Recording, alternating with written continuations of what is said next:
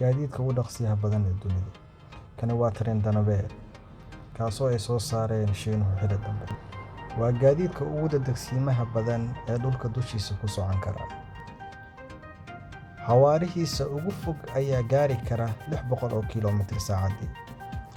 Waxa uu 200 kiiloomitir keliya ka leeyahay xawaaraha diyaaradaha rakaabka ay ku socdaan. Kani waa tareen xawaarihiisu aad u sarreeyo. Waxa uu ku soconayaa xawaaro dhan 350 kiiloomitir saacaddii.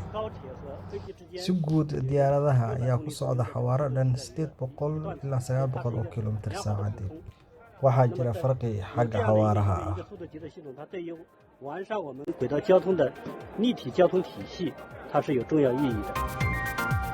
Shiinaha ayaa tareenkan ku horumarisay awoodooda maxalliga ah, waxaana lagu sameeyay magaalo xeebeedka Chengdu. Waxay leeyihiin injineerada sameeyay waa tareen aamin ah, qaadina kara rakaab fara badan. Tareenkani waa midka ugu ammaanka badan dhammaanba gaadiidka dadweynaha ee aan haysano. Waxaa dhinacyada uga dheggan xakameeyayaal, sidaas darteed marna kama baxayo waddadiisa.